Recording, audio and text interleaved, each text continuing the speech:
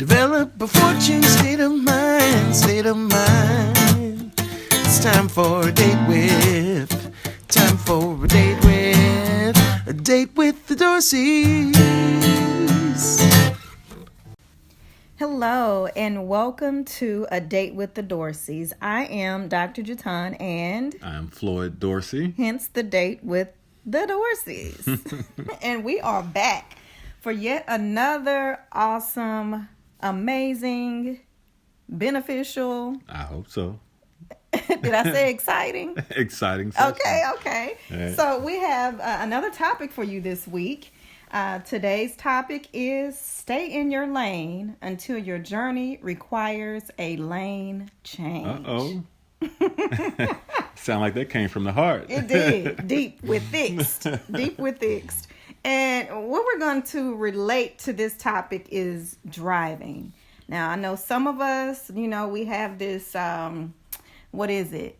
The driver complex, right? When we're behind the wheel, when we have that feet on the accelerator and or the brake, we kind of just have this feeling of anxiety. That happens. Right? I know I get it. I get it well, no, not really. You get it. Yes, I try I to pull do. you from it. I can't say that I get it as well, Yes. but I understand. Trust me.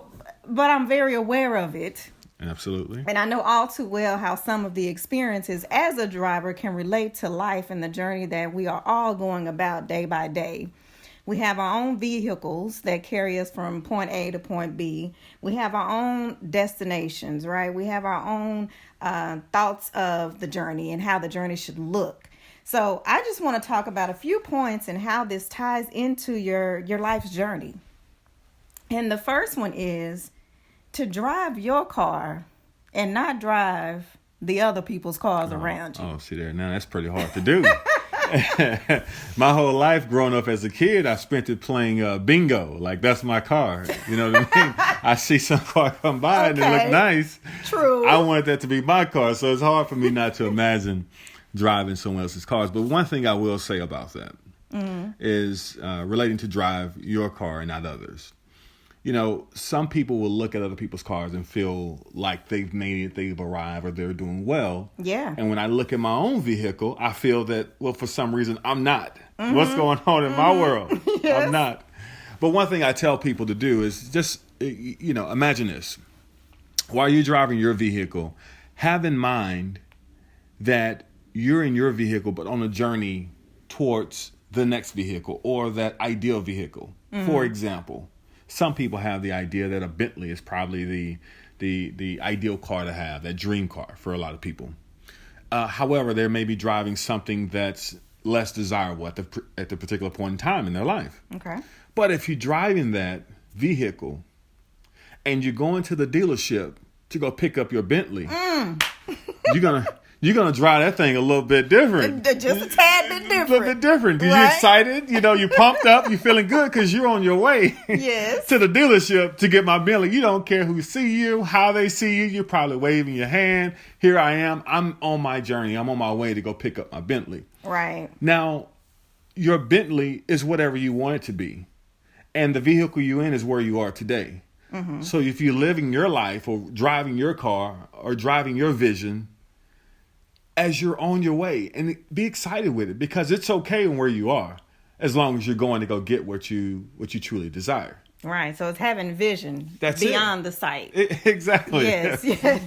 And when I was first learning to drive, that was just one thing my dad would always tell me, because I was so concerned about the other people around me. Although you need to be aware because you want to be safe, right? Right. But don't try to tell them how they need to turn their blinker on or move over to this side or turn the wheel this way, because then you lose sight of how you need to function in order to make it to your drive your destiny. vehicle. There you go. Yes. And you made a good point, which is why I got in my little hallelujah phase. Okay. But I recently saw a video where a guy drove up to I think it was a Bentley dealership, and this was really an experiment. And he drove up in a shabby car, and he wanted to just see how he was going to be treated by the dealership. Mm-hmm. And when he pulled up, the experience wasn't what he expected, right? Because they saw what he pulled up in and assumed that he couldn't afford what was on the line. There you go. But again, to your point, you already know what your vision is. You know what you can afford. You know what your destiny is, where you're on your way to. It doesn't matter. It doesn't matter what anyone else on the outside is seeing.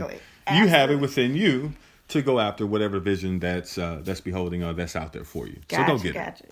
Perfect. Okay, so let's go to the second point. All right, let's do it. So the next point is check for clearance before you switch the lanes, right? You want to check that blind spot. A lot of times we turn on that blinker and we think we can just hop on over. And that's one of the things, I got to be honest, that upsets me when I'm driving.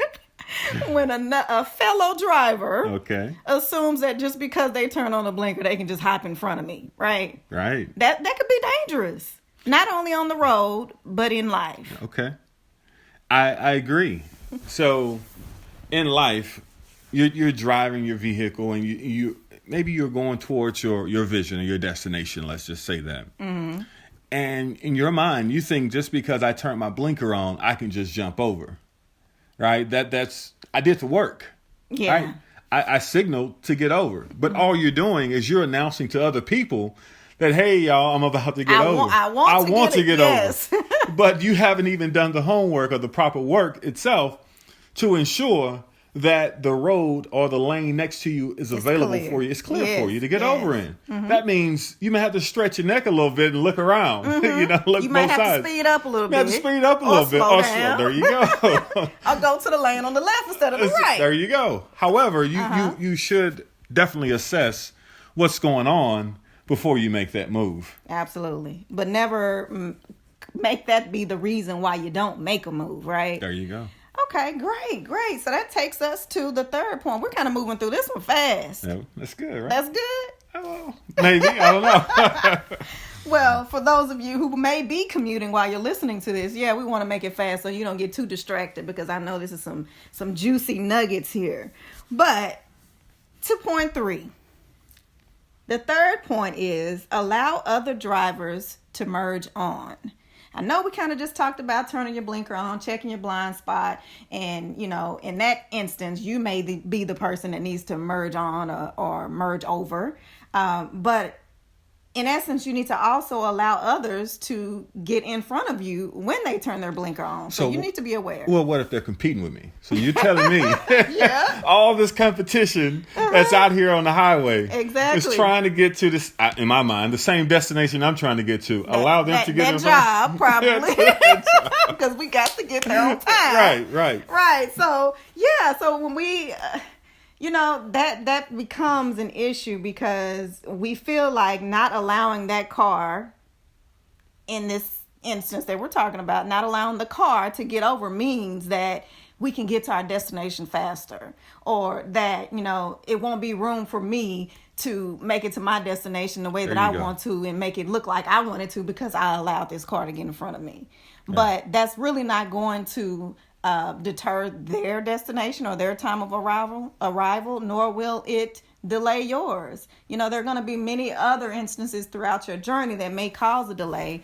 So that one thing would not be the thing that deters you. It could be the thing that helps you. It could be very well much so. From that accident or that whatever. Absolutely. You never know what it is. Yeah. So, be open to that from others. Mm-hmm. One of the worst things you can have is two people fighting for the same lane to be in, thinking that lane is going to take them both to their destination, when in fact they're fighting to get in this one particular lane is the very thing that slows them down. Yes. It makes me think of the story and I knew you and I were talking about this earlier in the week, is that we were at a restaurant and we were having dinner. Mm-hmm. I think it was dinner or lunch, but nonetheless, it was one piece of bread left and we both reached for it. Right? And I love my bread, y'all. With a little butter, it's got to be soft. Absolutely. Well, here's the strange thing was we were both reaching for the same piece of bread, but we wanted two different parts of it. Yes. And we were going back and forth about this one piece. When, of course, we could have asked them to bring more out, but just for the sake of the story, we were both reaching for the same thing. Ironically, she wanted the softer inner parts of the bread, and I wanted the crust. Yes. But we could have both been there bickering and fighting for a piece of bread when it's one piece achieve what we both really wanted. Yeah. And it was allowing her to take her piece, what she wanted out of it, and then allowing me to have the crust in which I desired. But it's the same thing when we're talking about allowing others to merge on. You never know what benefits they can truly bring to you and what you can do for them. So collaborate instead of any type of adverse or fighting or anything of that nature for others for a particular place.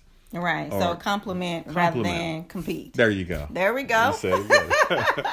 So yes, that all comes together and it drives home the point that we were working towards building on as we talk about staying in your lane and really assessing your drive, your journey, and making sure that the lanes are clear when it's time for you to progress to a different side. It may not even be a progression. It may be a lateral move that gets you to your destination safer.